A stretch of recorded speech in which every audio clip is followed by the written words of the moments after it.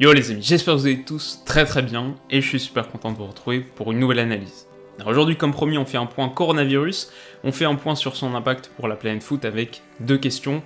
La saison 2019-2020 peut-elle bien finir? À quoi ressemblera la prochaine?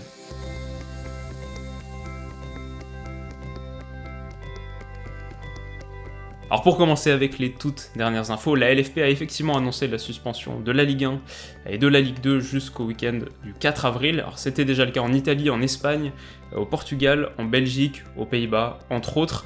Pareil en Allemagne, même si les rencontres de Bundesliga se joueront ce week-end à huis clos. Et pareil en Angleterre, qui a tardé, mais après le test positif de Mikel Arteta à Arsenal ou celui de Callum Hudson-Odoi du côté de Chelsea, 3 joueurs de Leicester aussi ont annoncé avoir des symptômes, un du côté d'Everton. Voilà, certaines instances ont montré plus de réticence que d'autres, mais à partir du moment où tu commences à avoir des joueurs malades et des équipes entières qui passent en isolation, le choix n'existe plus. Donc, à l'instar de la NBA ou de la NHL aux États-Unis, l'ensemble du monde footballistique va s'arrêter quelque temps. Et alors, au-delà de la question des championnats nationaux, le sujet des Coupes d'Europe interpelle. L'UEFA a annoncé le report des rencontres de Ligue des Champions et d'Europa League. Mardi, elle se réunira, a priori, pour parler d'une suspension, et peut-être, mais j'ai envie de dire sans doute, du report de l'Euro 2020. Alors la première question à laquelle il faut répondre, c'est forcément, est-ce la bonne décision? Et je trouve que c'est important de faire un petit point là-dessus parce que je continue à lire sur Twitter et ailleurs beaucoup de désinformations, je continue à entendre que ce virus ne serait pas beaucoup plus grave qu'une grippe ou alors qu'il va simplement disparaître avec les beaux jours, beaucoup de choses qui sont soit purement fausses, soit largement imprécises. Alors je vais vous mettre en commentaire les ressources que j'ai trouvées personnellement les plus utiles pour comprendre tout simplement ce qui se passe. Un excellent article publié sur Medium par exemple, ou alors les derniers épisodes du podcast de Samaris pour les anglophones, la section décodeur du Monde sinon. Mais en gros, on est sur un virus au taux de mortalité bien plus important qu'une grippe, alors 0,6% au minimum, sans doute plus, qui touche les personnes âgées et souffrant de maladies chroniques en priorité, mais pas seulement, et qui surtout menace le bon fonctionnement de nos systèmes de santé. Vous avez peut-être vu passer cette courbe, c'est l'élément clé de compréhension d'un virus qui touchera inévitablement beaucoup de monde. On estime à 1 an et demi le temps nécessaire pour fournir un vaccin, donc le plus probable c'est qu'une majorité d'entre nous sera éventuellement contaminée. Le but, c'est de ne pas l'être tous en même temps, de ne pas l'être tout de suite aussi, et c'est pourquoi on parle d'aplatir la courbe, de l'étaler sur la longueur pour ne pas surcharger les hôpitaux, pour ne pas être en manque d'équipements et de personnel soignant, pour réduire mécaniquement le nombre de morts. Donc, est-ce qu'il faut paniquer et aller dévaliser son supermarché? Évidemment non. Est-ce qu'il faut se rendre aux urgences ou à l'hôpital dès qu'on ressent le moindre coup de mou? Évidemment non. Mais est-ce qu'une politique d'isolation, de limitation du contact social pour réduire la vitesse de transmission du virus et aplatir la courbe est nécessaire?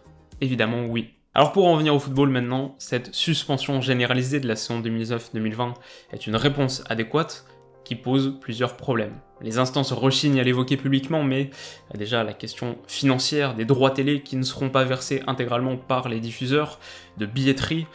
On a parfois tendance à l'oublier, mais l'économie de la planète foot tourne autour des matchs, et ça inquiète plusieurs personnes. On a aussi, et surtout, un problème sportif. Les supporters du PSG se demandent s'ils auront l'opportunité de jouer le quart de finale de Ligue des Champions qu'ils méritent. Les supporters de Liverpool se demandent si on peut les empêcher de remporter un titre historique. Les supporters de Leeds se demandent s'ils goûteront aux joies d'une promotion qui leur tend les bras. Et puis, au-delà des inquiétudes immédiates, au-delà des potentiels trophées non attribués, le problème central, c'est qu'en football, les saisons sont interdépendantes, elles sont liées, et les résultats de 2019-2020 conditionnent absolument les paramètres de 2020-2021, qui sera promu, qui sera relégué, qui jouera la Ligue des Champions et l'Europa League. Bon, pour être clair, aujourd'hui, on n'a pas de solution préconstruite, on n'a pas de solution qui s'impose véritablement comme étant la plus probable. Je pense qu'il y a encore beaucoup de décideurs qui sont en mode wait and see, qui attendent de voir ce que ces 3 semaines d'interruption vont amener, mais une chose qu'on a entendue du côté de l'UEFA qui pourrait se produire, c'est le report de l'Euro 2020 à l'été prochain pour pouvoir boucler les saisons actuelles dans le temps imparti. Alors a priori ça pourrait être une option viable et sans doute même souhaitable parce que qui peut imaginer qu'un Euro multi-pays puisse se tenir dans un contexte de pandémie en sachant qu'il reste encore des matchs de qualif, des barrages de qualification à disputer et puis qui peut imaginer également un Euro à huis clos? Impossible. Donc personnellement, et si je devais vous donner mon avis sur la question tout de suite, je pense vraiment que l'Euro sera reporté, qu'il ne se jouera pas cet été. Après, le truc c'est que si on utilise effectivement ce temps de compétition pour terminer les championnats nationaux et les Coupes d'Europe, on va nécessairement avoir une fin de saison au rabais. Bon, les stades vides, on l'a vu, c'est une horreur. L'UEFA parle pour terminer la Ligue des Champions de disputer les quarts de finale et les demi-finales en un match sec, voire d'organiser une sorte de Final 8 dans une seule ville, un mini-tournoi en quelques jours. Bon, c'est un peu bizarre, et il faut, pour que tout ça fonctionne, qu'aucun joueur ne manifeste à nouveau de symptômes, et si c'est le cas, on en revient à la case isolation, on en revient à des équipes qui doivent partir en quatorzaine, et je pense que la situation qu'on vit actuellement, elle sera pas très différente dans 3 semaines. Donc finalement, il semble rester qu'une seule solution, c'est l'arrêt définitif de la saison 2019-2020, mais là encore, quelle modalité? Est-ce qu'on fige le classement tel qu'il est actuellement et est-ce qu'on octroie les titres en conséquence? Ça semble injuste pour la Lazio, à un point de la Juve par exemple.